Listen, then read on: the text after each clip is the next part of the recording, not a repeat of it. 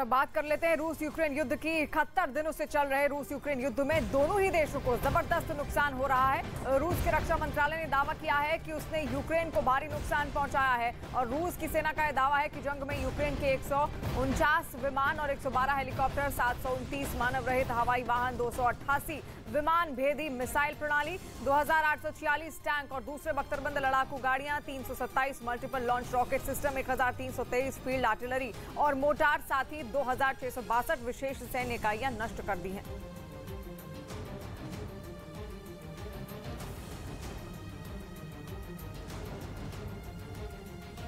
और वहीं मध्य प्रदेश के रायसेन में दर्दनाक सड़क हादसा हुआ।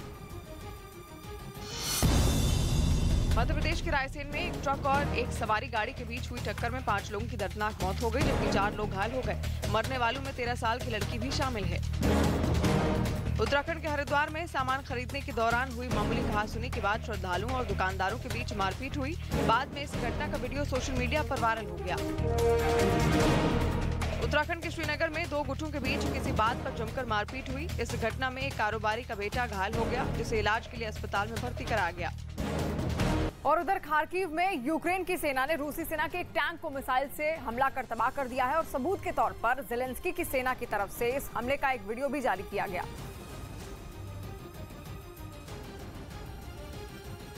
जिसमें मिसाइल से निशाना बनाए जाने के बाद रूसी टैंक आग की भीषण लपटों में घिरा दिखाई दिया।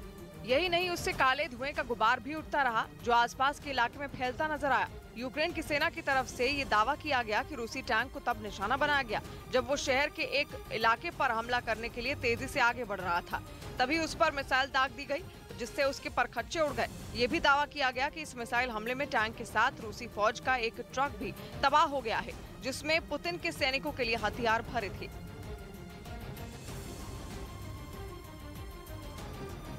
परिसीमन आयोग ने जम्मू में 6 सीटें बढ़ाने की सिफारिश की।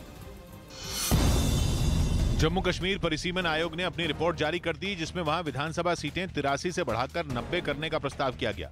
जम्मू की सीटें 37 से बढ़कर 43 हो जाएंगी, जबकि कश्मीर में 1 सीट बढ़कर 46 से 47 हो जाएगी। आयुष्मान खुराना की फिल्म अनेक का ट्रेलर जारी कर दिया गया। ऐसी इंडिया की सुरक्षा के लिए काम करता हूँ। नॉर्थ ईस्ट मतलब वेस्ट बंगाल के पूर्वी साइड वाला इंडिया।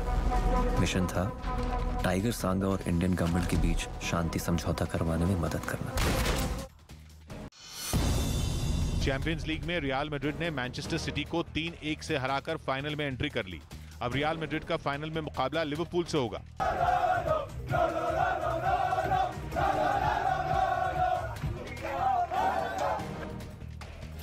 यूक्रेन की सेना ने राजधानी कीव के पास नीपर नदी से रूस के ध्वस्त मी-35M हेलीकॉप्टर को बाहर निकाला, जिसका एक वीडियो सामने आया, जिसमें क्रेन की मदद से कुछ लोग तबाह हो चुके हेलीकॉप्टर को नदी से बाहर निकालते दिखाई दिए।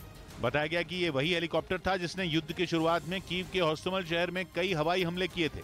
जहां से ज़ेलेंस्की की सेना ने इस हेलीकॉप्टर को निकाला, वहां न्यूज़ 18 भी पहुंचा। रूसी सेना का Mi-35M हेलीकॉप्टर को बाहर निकाला गया, वही हेलीकॉप्टर जिसको यूक्रेन की सेना ने मार गिराया था। जो तस्वीरें सामने आई उनमें हेलीकॉप्टर पूरी तरह बर्बाद नजर आया।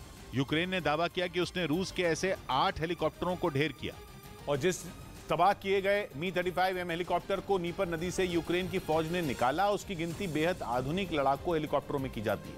और यही वजह है कि रूसी फौज ऐसे हेलीकॉप्टरों का इस्तेमाल यूक्रेन के खिलाफ जंग की शुरुआत से ही कर रही है। ये हेलीकॉप्टर जमीन पर टैंकों और बख्तरबंद गाड़ियों को पलक झपकते ही ढेर करने की ताकत रखता है।